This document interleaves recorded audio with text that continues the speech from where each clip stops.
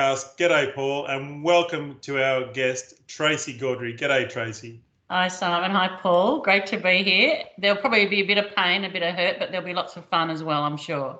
Terrific. Thanks so much for joining us, Tracey. We're absolutely honoured to have you on board tonight. So really looking forward to hearing your story.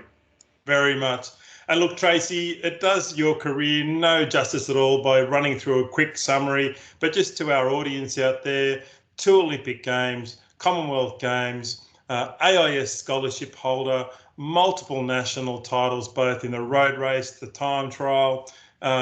You've had the opportunity to ride for 2 international teams, being Ebley and Timex. You've also won World Cups. You've won GC classifications in races, in stage races, OS. Look, and then you've gone, once you finished your career, you've then gone on to become president of the Oceania Cycling Federation, vice president of the UCI, and literally that's just your cycling career. It doesn't include the extensive academic results you've achieved. CEO of the Amy Gillette Foundation, Respect Victoria. Look, I haven't done any justice in any way whatsoever, but look, thank you for joining us tonight, Tracey.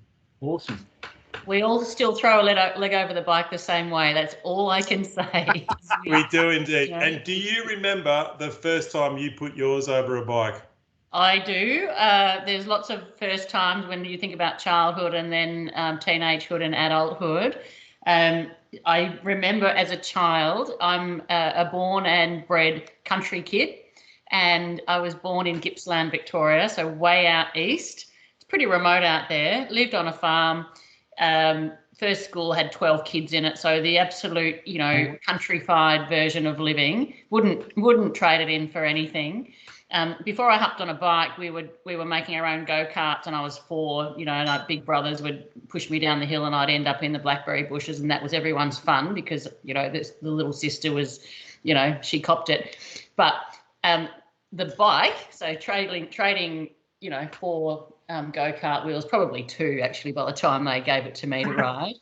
I remember my first bike, and I remember my dad in the driveway. There's no asphalt. It's potholes. So that's why I loved riding in the roubaix and all of the pavé. And I remember, can I laugh at myself here? I remember absolutely. I would have been 4. There was no training wheels because you just didn't do that. You had to harden up Princess pretty quickly. Bike riding was not in the family, but it was, come on. I remember being in tears because I just had to get up and apparently ride the bike. Now, that just doesn't happen straight away, but I still remember falling over and doing all those things, but it was gravel driveway, potholes, and it was an orange bike with white wheels. There you go. Wow. That's the first time. So rode my bike everywhere. Then as a teenager, one of the things we've got to do is make bike riding as a teenager really cool. What happens when people are 12 or when they go to high school? It's not cool to ride your bike to school anymore. If you're in Melbourne, you're on the tram and stuff like that. It's cool to ride a bike. So I got a adult-sized bike at the age of 13, with 27-inch wheels, and it was a girl's bike with the drop bar, but it had, 5 gears on it. And I still remember knowing I was getting a bike for Christmas because I saw it being passed over the back fence to the neighbour. Wow. You remember those things? You get your own surprise. And I remember putting it out of my mind. And when I it was unveiled to me, wheeled in by the neighbour, by the way, I bawled as much as if I didn't know I was getting it. Awesome. So that was 13. And I remember it when I was doing my HSC in Victoria, VCE now, or Year 12. And Year 11, I do still remember, even though I wasn't a bike rider, I used to go for a ride on my bike for half an hour or 40 minutes just to let off steam when pressure built up. Yeah. No one told me that was a thing. Just this is going to be something that makes me feel good. I still remember as a teenager. And so bike riding's always been a thing. Now, the start proper, we're going to be here for a few hours, actually. We haven't start line. The start proper is really... Tracey, so you'll have to keep going. Yeah. I'll sit here all night. Okay, the start proper. So they were all moments, and really special ones. The start proper was actually as a young adult, and I didn't go into the system, through any talent pool or anything like that as a teenager. I was actually went into uni after high school, wasn't playing the sport at all. Was always good at sport, but it wasn't encouraged in our family. Just wasn't a thing. Halfway through uni, very, very ill for 2 years. Got through uni, still alive, so that was a pretty good thing.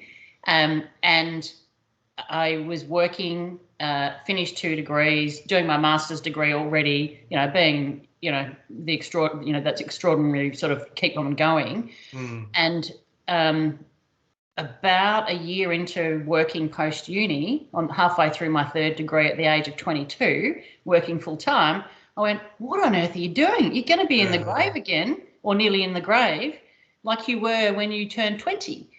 And I just remember this light bulb moment saying, "You've got to find a way to just let things roll. You've got to find a way to have more fun. It's got to be social. And you might now be medically well, but I was physically very unwell. I was not a fit human being. I was medically clean. We can talk about anti-doping later, but medically clean in terms of prognosis. But I was not a healthy human being. So I said to a friend, "What can we do to help me get healthy in every possible way? But it's got to be sociable. It's got to be fun, and it's got to be interesting, and it's got to be outdoors." So obviously, look what happens. Yeah. And my friend said, "Well, why don't you come on a bike ride?" And I said, "Oh, how long?" And he goes, "Oh, about 600k over a week." It was the Great Queensland bike ride. That was the start proper. Yeah. I borrowed a bike, toe strap pedals. Yeah. And had handmade clothes. And after that week, that was it. I was going to be a bike rider. Wow. So that's the start proper. And Tracey, we asked this question a lot too. What was it about it? Was it that sense of freedom that grabbed you, the challenge of it? It seems to have been a common theme amongst a lot of our guests, but what was the experience for you? What really grabbed you about it during that ride? Yeah, it was all of those things that I put my hand up for, to say this is what life needs to have in the ingredients. Yeah. Outside, light. Freedom, where you can feel, that take the weight off your shoulders, that you're still achieving something. You read the Palmares, I guess they are a real Palmares because they are, but they show that there's a lot of determination there. That it would be something that would help me be healthy. It wasn't anything about sport at the time, and it was sociable and it was challenging. So all of those things were the ingredients I was looking for as a human being, and there it was, just on a platter, bang. And but you must have had an incredible engine to go from, not having had, because a lot of the guys that we've spoken about before we started tonight, the Mick Rogers, the Matt Haymans, the Rorys, they had careers from, 12, I think like Mick Rogers must have been 12 or 13 when he and Pete started.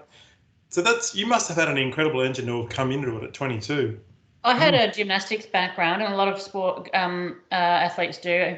Alison Wright, we talked about before we pressed go on the reel. That teaches a lot about body awareness and flexibility and core strength and stability. Clearly, when I rocked up to the school sports, whatever it was, anything that was distance and endurance, you just did well at. You never won because you never trained, but you were always just behind those who put their heart and soul into it. Yeah. So it was, it's like, isn't it wonderful when we find the thing, Yeah, absolutely. This is the thing. And, it went from there to, what you just talked about very quickly. But then it becomes about the mind and the heart as well as the body, doesn't it? So do you think your medical scare in your 20s sort of cemented that determination to get results, whether it be academically or on the bike? I think I was always a pretty driven human being. Didn't always have purpose or know what the purpose was, but always can put on tunnel vision and the blinkers when you need to, and push through on things. And that bike riding is all about that. When when the tough gets going, you've just got to find a way. The illness, and it was leukemia, which is all over, everyone knows that. It was a 2-year jail sentence because of the type of leukemia I had. That still 20, 30 years later, they still haven't worked out how to make the treatment less than 2 years, chemotherapy every single day for 2 years. So if you're the age of 20 and that's your life for 2 years, you've got to find a way to live, but lighten up a bit, because it's hard. And I missed that wonderful period of uni and stuff where all you're doing is boozing and, working a part-time job to get your way through and studying, burning the midnight candle. That sort of all stopped for a couple of years and all picked up. So it would have added to the ingredients that were already there, and that ability to know how to push through when it gets tough. But you translate that to bike riding. You never wish that dire situation on anyone, but the depths you go to say, I'm going to get up tomorrow, I'm going to take that drug, I'm going to take that one, I'm going to take that one, and 700 and something days later, let's hope that we get the clear. The resolve that takes as a young person, because I was actually self-injecting and they gave me everything to take home, and just make sure you don't put a cut of this tape just on that bit there, all right? No, we're not. This is not. We don't do any editing. But they trusted me so much that they would give me my own stuff, because I was this young person who was going to find a way. Put that onto the bike in terms of the mindset. You can do anything. I don't want to harp on your illness. Let's focus on the positives. But so often we see people we speak to, and even other things that we hear and listen to, people who've been through that adversity. Did you then draw on that as your career progressed? Not really. Yeah, okay. Not because, I guess because I didn't need to. I didn't need to remind myself of pain or suffering. I just knew how to do that. What drew me, and when you think about mindset, you can, we're motivated by things, moving away from pain and moving towards gain. So often, it's that fight or flight thing. Is what are we trying to achieve here? Rid ourselves of negativity and pain, or move towards positivity and so rather than dwell on the hardship, I used my understanding of how to get through that just intrinsically to go, what are we trying to achieve here? And for me, success wasn't about beating other people, despite the fact that you win races. It wasn't. It was just about how good can this performance be, whether it be a team performance or an individual one. How do you make sure that the performance on the day is every possible thing, and that includes the dynamics and the flexibility and all of the. It's not always about having the plan. It's also about not having a plan and making the most of every single moment. So that's the stuff I drew on. Just on the illness, one of the things that I've always found hard, and when I look at how you motivate others and support others, it's so hard. I saw so many young people not make it. And I still remember wanting to give them 10% of whatever it was I had. I reckon I could have afforded to give 10% of that ingredient away, still get through and help others. And I always think that we've got something more in ourselves than meets the eye. And, that's what this sport needs as well. I like what you said then too, Tracey, and I think it's, whatever drives you, motivates you, your comment that it wasn't about beating someone else. Some people are like, I've got to kill that guy. It's really heartening to hear, well, it wasn't really about, beating someone. It was about what was motivating me. Yeah, I actually didn't like to think about the opposition as my enemy or who I was trying to beat. And even, in the years post-cycling, when you're standing up for election, there's a competition. Can't get much harsher than that.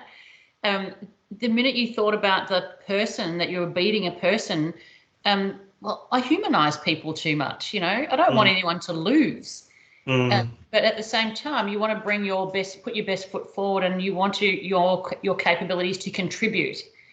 And so, success is about how you maximize the capabilities, to move things forward. So it's an interesting mindset. Maybe that's why I was never a pure sprinter either, because I kept thinking about humans and also crashing. So Tracey, when did it really kick off? Do you remember your first race?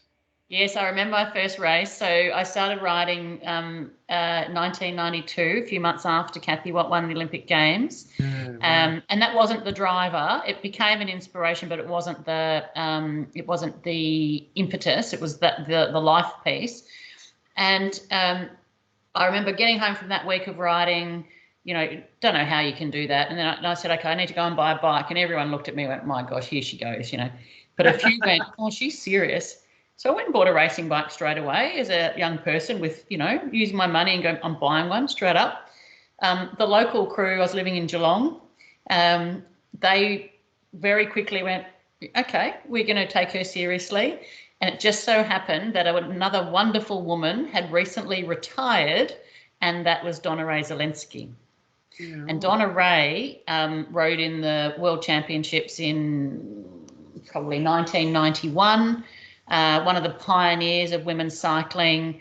And she had It's making my skin tingle a bit, because there's a lot in life that you think, I work hard, but if you bump into the right person at the right time. It's just that moment. She was in Geelong. She'd just retired. She'd just started coaching. And someone said, well, there's someone you should go and have a chat to. And I remember, so we're getting to the first race. That's the question. So I was going to see this person called Donna, and I'd done some local handicaps with the Vets Club and stuff like that. I love handicap. Handicap's the best way to get super fit and figure it all out. And I remember saying, how do I get a scholarship with the VIS, which is the Victorian Institute of Sport for non-Victorians? And she said, Tracey, in her Canadian voice, you got to win some races that count. Oh, okay. And I said, so you won't just, no, you got to know what you're capable of. And she was taking me out training, she could see it. So I remember there was a Victorian series called the Evolution Series. Ken Evans. Yep. Paul Evans. Put it on, and I rocked up to that. And I won the first, 2 or 3 races. Wow. And just because it must have just been the thing. So that's when I first won, the Victorian Women's Evolution Series. It was a big thing at the time. They came in from all over the state, and they had 12 races, I think, across the state, which is fantastic for 1993. Yeah. And I won the very first race, and, within, halfway through the season, I was on my way. But as you said, right place, right time, just that connection point. It probably might not have been anything if that hadn't happened. But even Ken Evans... She's a great friend of mine today, 30 years later nearly. So. Wow. But even Ken Evans kicking off that series was on the basis of him going from steel to aluminium and the evolution frame. And I had a Ken Evans track bike. My first sponsor bike was an Evolution. Wow. So... you have a lot of people to thank along the way. So if we had a whole day, we would just be going here are these milestones. And there is a person who enabled you at every point in time. You do a lot of it yourself, but there is a person behind, all of those key milestone points. There is someone there who was pivotal in a direction you took, or a door that opened, or a dust you off when things got really hard. That sort of stuff. Coming on the right podcast could be a turning point. Yeah, in your speaking career. But coming off the back of the VIS, you then managed to get into the AIS. You're recognised by James Victor. Yep. So 93, that was the start in the VIS that year. End of 93, another little light bulb moment. I remember being selected for the Victorian team for the Australian Championships. That was a big deal. And there was still a team's time trial then. Yay. Oh, wow. Again. It went away after that. For those who've been around for a long time, went to Tassie, first championships, stuffed up the road race, went hunger flat, did all the things that you have to do to learn.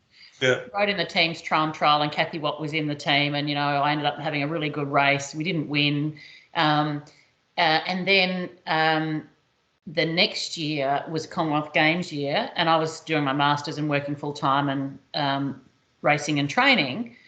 But I managed to be able to then compete at national level events. So the Canberra Milk Race, Wow, yeah. What a great event that is. Yeah, absolutely. So I competed in all the national events, and over the course of the year did really well, against the, Louise Nolan and, Kathy Watt still at the time, Kathy Reid and, that genre who were all current national team members and going to the Commonwealth Games in 1994. Of course, you don't get selected because you haven't yet been a scholarship holder. But I remember, and again, here's Donna, and she goes, World Championships. Haven't been overseas ever. And they weren't sending a women's team to the World Championships. They were in Italy, sending a men's team. And so we'll do the Com Games. She said, well, we could just try and find a way, So they didn't have a women's team, but she managed to make the right connections. She said, how much money have you got to spend? Because it's not a funded trip, we'll try and find a little bit of a bursary for you. So, she facilitated a way for me to go and join the Australian men's team to compete as the only female in the World Championships in 1994. And I finished 16th in the time trial. Wow. So hang on. We've gone from 1992, we're still only in 1994. Yes, that's and you're true. at the World Championships. That's crazy. Yeah. So then the scholarship came, of course. And then it gets better because that's 94. And that's a pretty good result no matter what. I came home and I had all this energy and fitness, and I said, what am I going to do with this? Because I can't just have a month off and waste it all and wait till I go to Canberra for the proper scholarship camp in December. Yeah. She said, well, let's have a try at this. The Melbourne Warrnambool's on in October. Oh. Brutal. I've been riding a bike for 2 years. I was a whippersnapper, got to the World Championships by hook or by crook, had 2 overseas races in my whole life because it was a woman. And I got home 3 weeks later, I was lining up for the Melbourne to Warrnambool and finished it. Crap. And it was a handicap then and finished it within 30 minutes of the winner of the race. And became the first female to finish the Warrnambool in the cutoff. That's a killer. That race is a killer. That was so much fun. And I learned how to motor pace pretty quickly and do 100K motor pacing sessions to go from having done a 120K race in my life to a 270K race. So they're really fun stories. And it's good you can remember them too. Was it fun at the time though? Like, were you sort of aware of the enormity of what you were doing? Was it, wow, I'm in Italy, or wow, I'm lining up for the Warrnambool, or was it just part of the process? Oh, there was a lot of nervousness and anxiety, but that tunnel vision of going, okay, we're just going to focus on this thing in front of us and not get caught up. Going overseas for the first time was very hard because you weren't part of a whole team. Yeah. I had to find a race in a composite team in Germany to get some race fitness. I'd never raced in an international peloton before I went to the World Championships. Yeah. I had to figure out what racing against women at world level was like in a German team. No one spoke English. That was really hard. Yeah. Really hard, really hard. World Championships was really hard because I was I was sort of the ring in and I wasn't part of the original plan. So they were the really hard moments. But the bike riding part was the sort of the easy part. And training for the Warnie was just so much fun because there was nothing to lose. Yeah. There was no expectation and it was just so super fun. And the boys didn't look after me, but they looked out for me. They didn't do my work for me. And I got there, and it was such a great experience. And now look, there's women racing it every year and the times are fantastic and they're finishing in, I think, the second bunch because it's a scratch race now. And, it needs to be, there's lobbying for a standalone women's race and I reckon there needs to be a UCI Melbourne to Warrnambool again, So now I'm on the other side of the fence advocating for all these wonderful things to happen. Wow. It must be amazing. And we'll get to life after cycling. We've obviously got a lot more to cover, but it must be great for you to look back now and think, that you were in those grassroots types experiences, I suppose, and really formed it up for future generations. It's an absolute credit to you. So, yeah. Yeah, we don't think about that at the time, but, what I did know was it was a male dominated sport. You know, what I did know that if it wasn't for Donna, it would have been only blokes around me who took me under their wing, and wasn't I fortunate that they did, and they treated me like an athlete, an aspiring athlete, when it can so easily, as we know, go the wrong way. That I was so fortunate that people looked at me and go, here's someone we want to look out for and we want to help. Fortunate, you know, for one of those success stories. There's hundreds of others. But now when you look back, and I look at Donna as an example, you know, she deserves all the, you know, the accolades in terms of just, she's still in the sport. She's one of the best coaches there is. She's running, you know, national programs. And I had Donna as my mentor and my first coach. That's what you think about, and the people around every step along the way. And now look at what we're doing. Yes. But that's amazing. There was a lot of hiatus for a long time where the sport for women didn't go anywhere. And so when I came to UCI in a moment, when I joined the UCI, you know, 9 years ago, some of the conditions were worse than when I was racing. Yeah. So, you know, to be able to be on the other side as part of the progress engine is very exciting and really, really special, really special. Yeah. Awesome. I want to go just to the moment you spoke of where you were in Europe and you're with a German team, and you are, you know, facing that difficulty of language. I mean, having been overseas a couple of times, language is incredibly, it just does your head in if you can't do anything simple. You know, we like to ask our guests what a hard moment was in their career and their journey. Was that the hardest moment, or were there times that were more difficult? And if there were, what were they? Or how do you overcome those really, you know, deeply challenging moments? Yeah, that was a really hard moment because I just knew nothing about anything. I didn't know what I didn't know. All I knew is I knew very little, you know. I had people who were willing me on and opening doors, but they couldn't do everything for me. They couldn't wrap me up in cotton wool. It's not a cotton wool sport, you know.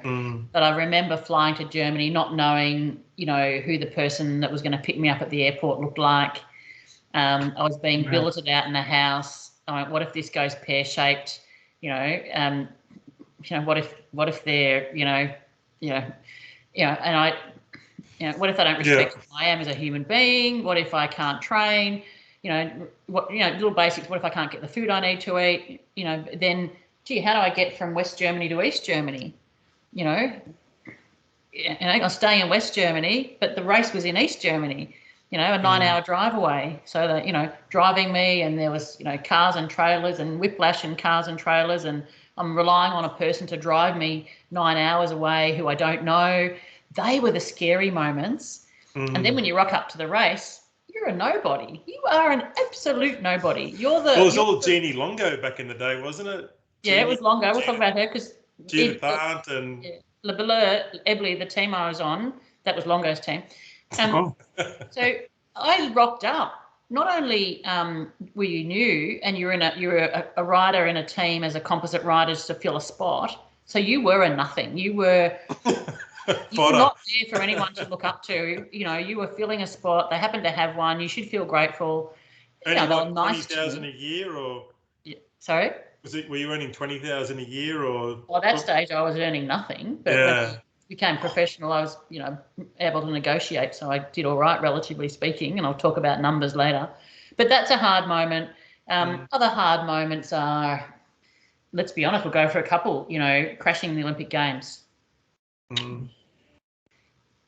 It was a mechanical error, but you didn't have the ability to have a voice because it's a done deal. So those moments where, and I retired after Atlanta, finished the race, finished about, I don't know, 18th or 20th or something. You know, you go, it's all too hard because you don't know how the system can support you through grief and trauma. You didn't have that well-being thing at that time. You didn't have big debriefs, nothing about any individual. The system didn't have all those wonderful support structures. So they're really hard moments.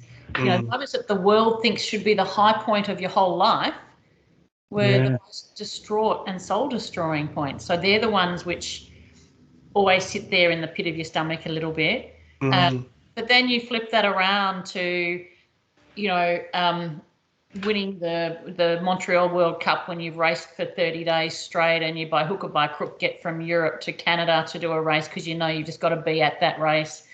and you've had no sleep, and the next day you turn up and you win the darn thing, they all cancel each other out, don't they? Landed at the wrong airport, I believe. Yeah, that was. And at the wrong airport at 10 o'clock the night before. Wonder if you're going to get to the night before. The night before the race. Yeah. So, but every, one high point, there's 100 trials, but that's why we do it, for that moment where you go, made it all worthwhile, And so they're the things we all take away in life, don't we? At the end of the day, it was worthwhile. And of course it was worthwhile. It's wonderful things. So. How many of those moments do you think you've had, though, where you won in Montreal? That was 99? Yeah, it was 99. Yeah. Like that sort of moment. Can you just, for mere mortals like us, it's hard to understand. We win a C grade race in Newcastle. That's quite exciting. It never happened for me, sorry. To win something like that, can you try and describe that to us? It must be phenomenal. It is. But let me tell you about another win that you can all relate to. It was winning the A grade scratch race in Canberra. Because I've just used the men's races as training. They could could flog me till the cows come home, but that was what we needed, to make it as hard as possible. I still remember coming down this downhill finish, a slight downhill, and going, I can actually do this, and winning the bunch sprint in A grade. That's cool. Very cool. That, for me, is way up there, because they all just went, oh my, they had no choice but to have a little bit of admiration. Yeah. And, wow. So, because Paul, the bunch rides in Canberra were massive. We're talking 80, 120 cyclists, and you had pros, and you had Alison, and Tracy, and you had Heyman and Rogers and Rory. Yeah. Well, that's an incredible achievement to win an A grade in Canberra. So those moments are they're not on par, but they're on par in terms of the feeling, at that moment in time. But that Montreal win was probably one of the pinnacle because of what had happened in the lead up to that everyone had written you off, that your coach had written you off, that you can't even get from. I was in Paris 2 days before and the race was there. My plane ticket had been lost. I had no money. All of these, every obstacle. But I went, for some way, you just said, I'm going to go no matter what. I got to the gate of the terminal the morning of the flight and they said, your electronic ticket's not in existence, 20 minutes to go. They held the door. I gave my prize money for the race I'd just run, which was the Tour of Britannia. Here, can I pay cash? Yes. All of those things. And then going to the airport, which is the wrong airport. Getting to the hotel the night before and saying, can someone just give my legs a rub because I've just finished this tour? And then they said, here's a map outline. And then getting to the start line the next day, not knowing what team I was racing for, and then seeing the course was different to the map I'd seen. Oh, holy shit. We race after that, and it's a World Cup. That is just they're the ones for the ages. And that's a true story of overcoming adversity. That is a true story. I've heard one. There's more bits in it. That's about 2/3 of the things. But, for every success story, there's those things, and they're the things that make it so rich. And they're the stories you want to be able to tell, because it is a bloody hard sport, and you want to be able to share. Just keep going, Matty Heyman. Just keep going. That was Paris-Roubaix. Just keep going. Yeah. Maybe we'll get there one day, Simon. What do you think? I don't think so. I think we found our back a little bit, Tracy, when you sort of turned pro and went to Europe. Can you describe that experience for us? Yeah, that's a really important one, because we'll fast forward. We've been going for over half an hour. I don't know if your listening crew is going to be able to hang on this long. They must have stopped and start a few times. It's really important because you fast forward 20-something years and I'm on the other side of the fence making conditions better, Yeah. I remember I'd been with the national team for a few years. It was time to grow some wings, but there wasn't a pathway from being a national team member to going to professional teams. So there was people like Anna Wilson and myself, a couple of others, Lizzie Tadich. It was hard. It was just by chance and a few connections. There was no pathway or system, and it's still building. And it was as much about who you know and where you notice at the right time and this and that. And women's professional teams were what I'd call just emerging. you know, and it was, and sport is about passionate people. You know, it's a passionate person who ran a company, who had some money and going to make it happen. You know, that's what happened. But there's still a lot of it in the sport, isn't there? And Australia's got one of the most famous and one of the most generous of those passionate people running one of the world's best professional men's and women's teams, Jerry, of course. But I remember James Victor was my coach at the time here. And there's Wazza, Warren McDonald, James Victor, Andrew Logan. They're all in the mix, all right? So just not forget that they're, you know, salt of the earth people who helped us all. Tracey, there's an opportunity for you to go and race in Europe. We know you've outgrown a national team stint. You know, we need to go to the next level. And it's with a team called Le Bleu, Ebly, new French team. Okay. And you'll know who the main rider is. Jeannie Longo, yeah. They want you, and they want to know if you want to bring someone else with you as well. And I said, okay, Jeannie, okay, all right. I remember racing with Jeannie in the Tour de France. And so I remember I said, okay, well, where's the contract? You know, and I was at a training camp at Bright at Mount Hotham. Yep. Negotiating. I still remember fax machines and all of those things at the time. And so James is sitting there with me, and he said, "Oh, they don't really do contracts." I went, "Well, what? You know, we need a contract." And I was only a young kid, so we got a one-page sheet which was like a letter.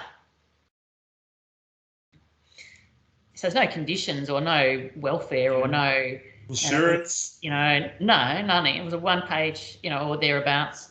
And I remember it was always this take it or not. You know, that's how negotiations have been in so many sports for too long. Yeah.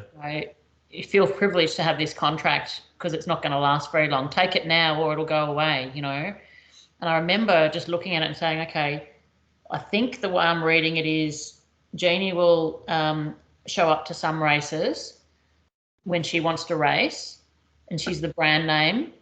Her husband, Patrice, is the director sportif. They will put you up in some lodgings in France, okay, and you'll get a meal allowance a week. I said, okay, so, right, is there a base wage per week, you know, for the whole year, regardless of when I'm there, because a meal allowance means that when you're there, you're, right? Is there, when I'm at this lodging, where is it? You know, is there a vehicle to drive around in so that when I'm not racing, you know, so I actually negotiated a few inclusions in the letter. So some minimum guaranteed payments, access to a car, one trip home in the middle of the year. No such thing as insurance or any of that stuff. You know, no injury support or any, you know, equipment. But I still remember, I reckon I did better than 95% of the women in the peloton, not volume-wise, but inclusions and security, just because I just gave myself 5 seconds to think about this. And part of that was that Juanita Feldhahn was also joining the team, who was a Queenslander, and she was on the national team. So we both went together. Wow. Right. But that was a piece of paper through fax machine, and that's how it started. And that was, you know, over the summer of 1999. Yeah. And we've got about 10 minutes to go, Tracey. Yeah. That's fast. But just what was it like riding with Jeannie Longo? I mean, she won every single national title in France, both on the road and time trial for like 20 years or something. Yeah. She was crazy good. What was it like riding with her? I mean, I know in Cart's article, for those listening, Mark Carter wrote a great article on Tracey, released in 1993. Jeannie Longo chased you down or raced past you? Or? Yeah, 1999. And she's still racing. She raced in the Gran Fondo World Championships. What? Yeah. How old is she? She would be late 60s. Wow. She had a crazy style on the drops. On a Crazy drop, stuff. she had a crazy Yeah. brakes on a drop right at the bottom there. Yeah. So the deal was that my job was to win all the races in France, because Le Bleu is a French team. She's French, all right, except for when she decided to race. Mm. When Jeannie raced, it was about supporting her to win the race. There's always got to be your captain or the one that you're supporting to win, and you have your tactics around your GC rider.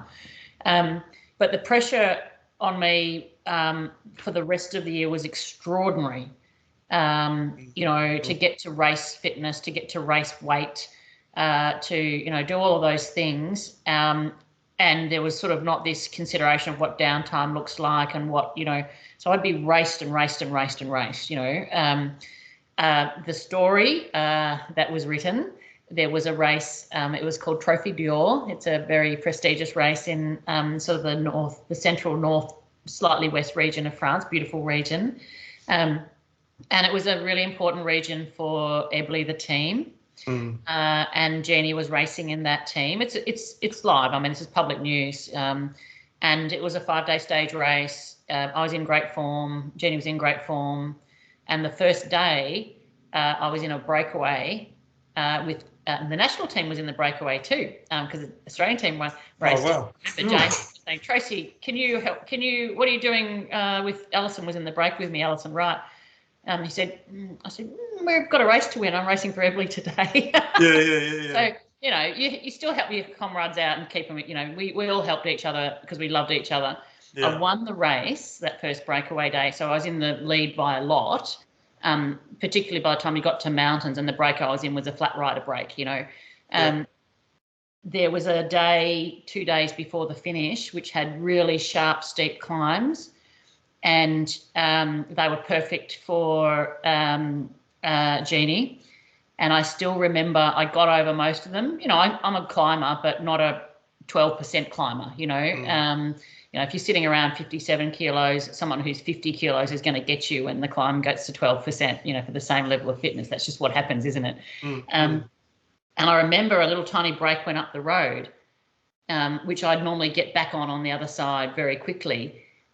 Jeannie went across to that break and drove it up the hill.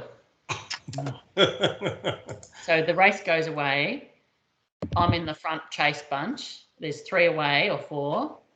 And that break wins, of course. Jeannie doesn't win the race, but it doesn't matter. She's still not in the yellow jersey. Oh. So I'm now 4th because the break girls in the break came in front. And it was all over the news. I stayed with the Australian team that night. James just picked me up and took me out. Wow. And put me back wrapped me up in cotton wool, gave me a massage. I hadn't had one all week, just treated me like the whole peloton was just, wow. The next day was a time trial. So that's a pretty good deal for me. Yeah.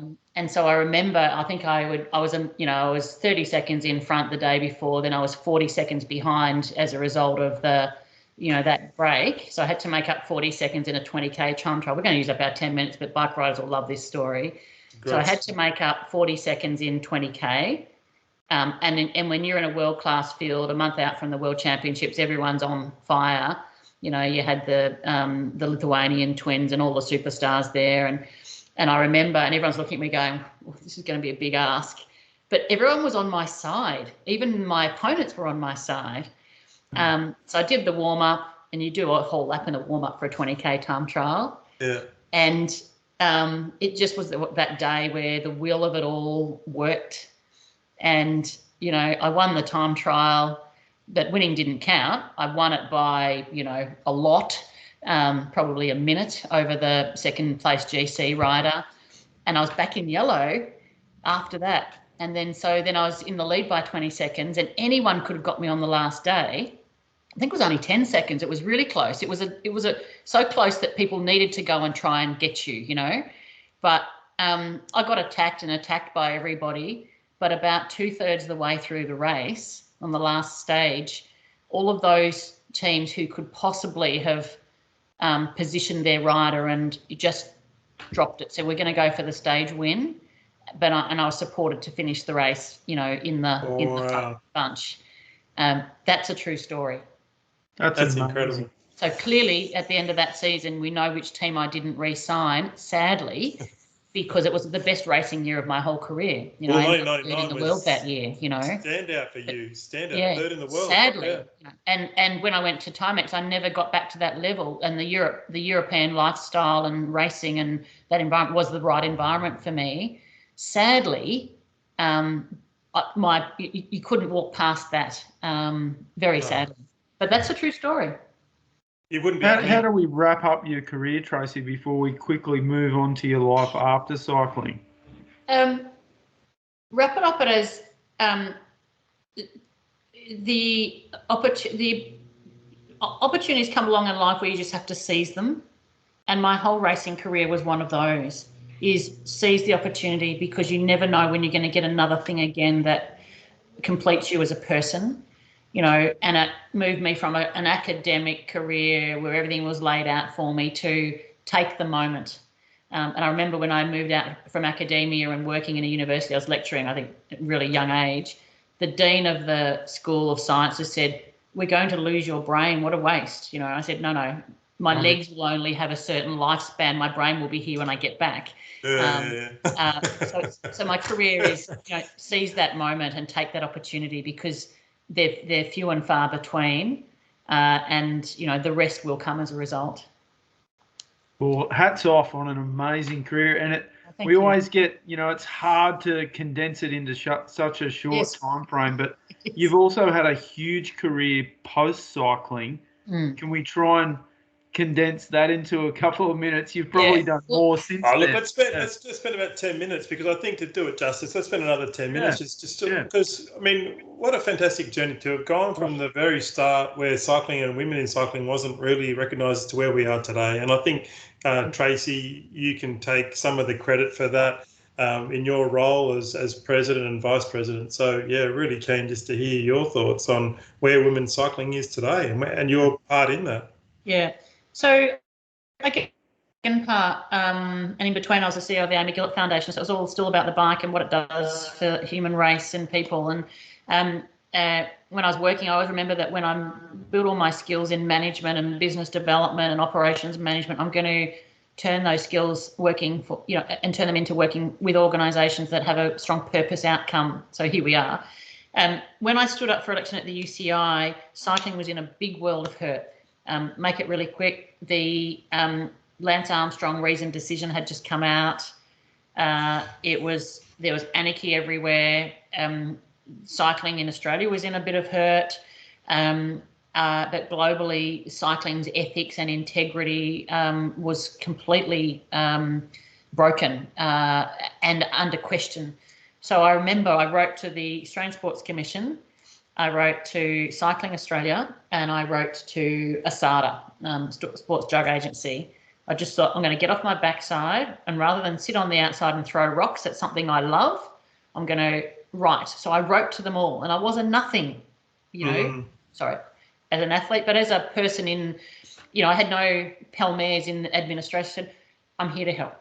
I'd love to help. I'm on an anti-doping panel. I was on the AIS Ethics Commission, so I had done some things actually. And I'm a cyclist. I reckon I've got the ingredients to help. I'm a clean skin. Then, I was tapped on the shoulder to when the nominations for the UCI came up. This is a good opportunity for you to put your foot forward. It's going to be a hard contest. It's not a lay down misere. You're not being given a spot. So I stood for election and got in. Became the first woman on the UCI board in history elected in.